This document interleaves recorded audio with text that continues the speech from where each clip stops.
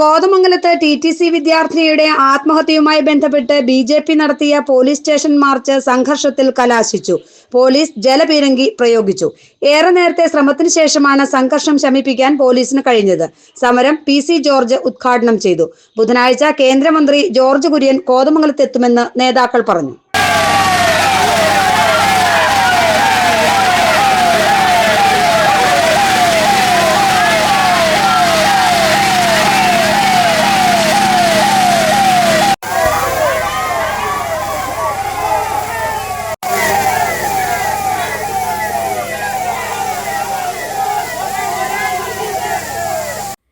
TTC വിദ്യാർത്ഥിനിയുടെ ആത്മഹത്യയുമായി ബന്ധപ്പെട്ട് ശക്തമായ നടപടി സ്വീകരിക്കണമെന്ന് ആവശ്യപ്പെട്ട് BJP കോതമംഗലത്ത് നടത്തിയ പോലീസ് സ്റ്റേഷൻ മാർച്ച് സംഘർഷാവസ്ഥ സൃഷ്ടിച്ചു.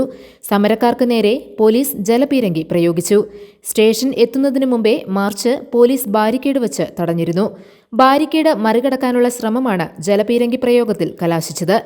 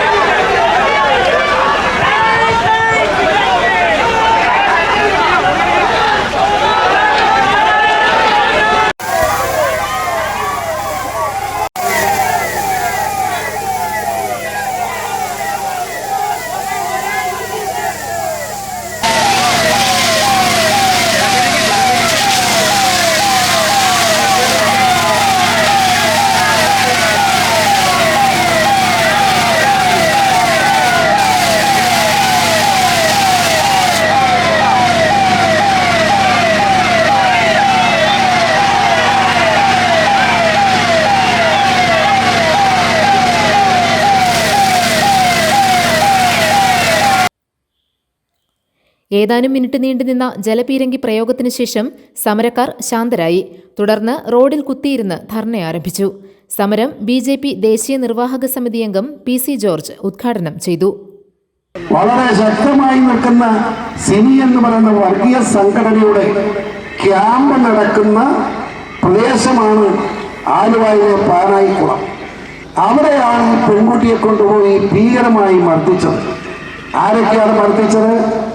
അവിടെ മനസ്സിലാക്കണം, റമീസ് മാത്രമല്ല, അവിടെ റമീസിന്റെ മാതാപിതാക്കന്മാർ, സുഹൃത്തുക്കൾ ഉൾപ്പെടെ 15-ൽ കൂടുതൽ ആളുകൾ ഒരുമിച്ച് ചേർന്നാണ് ഈ പാവപ്പെട്ട പെൺകുട്ടിയെ ഭീകരമായി മർദ്ദിച്ചത്. ആ മർദ്ദനം വെച്ച് മരണപ്രായമായ ആ പെൺകുഞ്ഞ് വീട്ടിൽ വന്നതിന് ശേഷം ഈ റമീസ് എന്ന് പറയുന്ന ഹറാം പറഞ്ഞവനെ വിളിച്ച് ചോദിച്ചു, ഞാൻ ആത്മഹത്യ ചെയ്യട്ടെ? നീ ആത്മഹത്യ ചെയ്തോളാൻ പറഞ്ഞു പോലെ. സംസ്ഥാന വൈസ് പ്രസിഡന്റ് B ഗോപാലകൃഷ്ണൻ മുഖ്യപ്രഭാഷണം നടത്തി.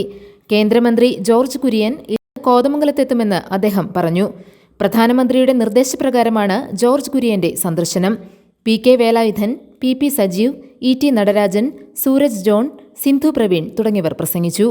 GTV news, Kothamangalam.